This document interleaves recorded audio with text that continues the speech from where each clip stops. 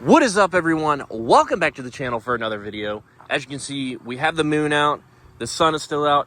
We're actually in the first day of September. Fall is right around the corner, and I think it's actually Overland season.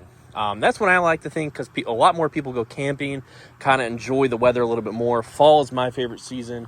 So I think that's kind of like just the best time to take these things out, especially if you have the sunroof like I do. You do that with a back window combo down, and just the air feels really nice and stuff. So I think this is the best time to take these things off-road and just camping and enjoy them. So let's go ahead and get into this. Today I wanted to talk about some mods that I have on this vehicle that I've had for a little bit of a time, or I've had for a little bit now. So I've had enough time to kind of experience whether if it's good or not, and some easy install mods that you can do yourself. That, you know, maybe a little high in the price, maybe a little low in the price, but you don't really have to necessarily take this to a shop to have done. But the first one you do, unless you own a tire machine yourself, tire wheel changer, I do want to say this colorway with the bronze wheels is by far my favorite. I had the factory wheels, of course, on this when I first got it. Switched over right away to the gunmetal. I would say it's a little darker than gunmetal, but it was a gray wheel, method race wheel, similar to this style.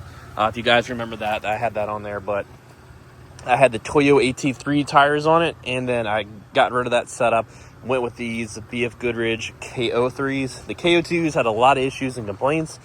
I've had these KO3s for almost a year now, or pretty close to it, and I want to say by far one of the best tires out there, probably the best tire out there on the market as a street AT.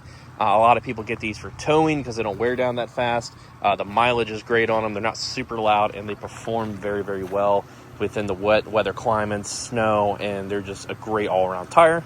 So I would say go with the BF Goodrich KO3s if you're looking for a really good tire. Method race wheels is probably my favorite. I know a lot of people that have them, but they're also like the number one wheel for Toyota owners to go to. So something that you can add, basically, you can actually have these built, or you can do them yourself, or the retrofitted headlights. I've talked about these plenty of times in the past. Very simple mod to install. That along with the fog lights right here, the Oxbeam fog lights. So you can actually pick those up. And I think if you use Mod Light 15, you get 15% off for a discount code. So these are the Diode Dynamics LED turn-back switch lights or whatever. So those actually do show up very, very bright at night. So that's just something that you can install very easily yourself. Not that hard to change a bulb in one of these. I'm not going to get fully under the vehicle, but you can see the skid plates there. They go all the way back. So the skid plate, the RCI Metalworks, I know that there's various companies out here that make skid plates and stuff.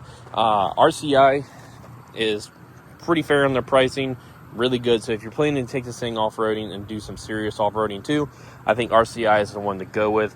They're very easy to install. There's YouTube videos online on YouTube that show you exactly how to do it.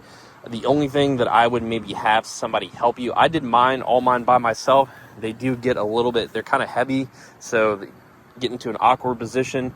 Trying to put that one up and put the bolts in, it can be kind of a hassle. So maybe use like a floor jack or something like that.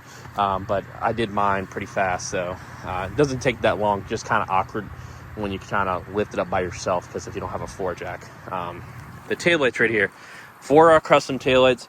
Some people don't like these taillights. I don't know why, but I like them. They say that they remind them of a Jeep too much, which is true. I do see that in a way, but I think it kind of gives it that first to second gen style of like a Toyota, the original like first, second gen 4Runner, but it gives it that newer technology look. The turn signal right here is sequential. There's the other one. Again, super easy to install. A lot of guys ask me, or a lot of people ask me on the channel, hey, where'd you get your roof rack? So this is actually the half rack by Baja. So it's a Baja rack. There's the decal right there. I got this off BajaRack.com.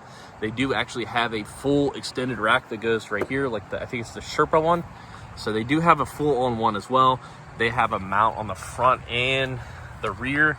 There's the rear where you can actually add like an LED bar right there. So if you know what you're doing with like wiring and stuff, this is very easy to install. All you're doing is removing the factory roof rail right there, and you kind of just install it right there. Super easy to do. if you know what you're doing for lights, like wiring and stuff, I had somebody actually do that, but a lot of people know how to do stuff like that. I wanted mine to look clean. I didn't want to tear the interior apart and stuff like that, so I just had Ironwood Automotive do it.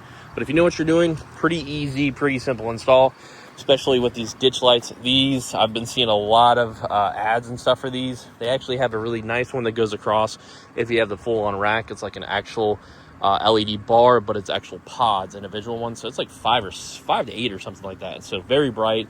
It is by Oxbeam. These are really good. I do like the Oxbeams. So there's something that you could do.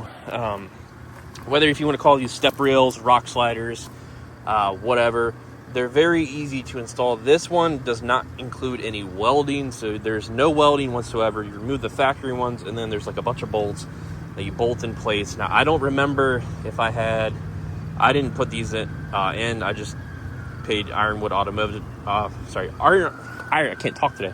Ironwood Automotive to do it. So there's some things that I do on this 4Runner and stuff like that, like the roof rack and all that.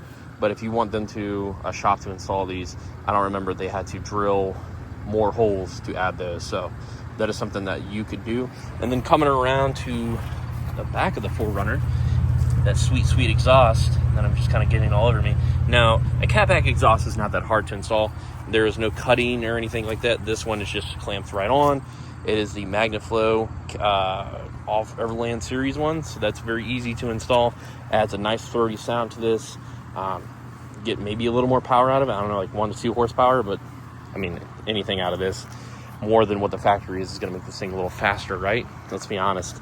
So those are some simple things that you can install. Some of the other things you could do maybe are, there you go. I don't know if you can see that, the Core 4x4 upper and lower control arms. So that does help out. They have 3 series, I think one just for street only, kind of just replacing your upper and lower control arms and you want something aftermarket. I have the in-between, which are friendly to the road, but also great for off-roading. And then they have the ones that are strictly for off-roading, depending on your lift kit, I guess. So that's something to look into. They have the pan hard bar where you can actually angle it too and stuff like that. So it's something to look out for. Very easy to install that stuff.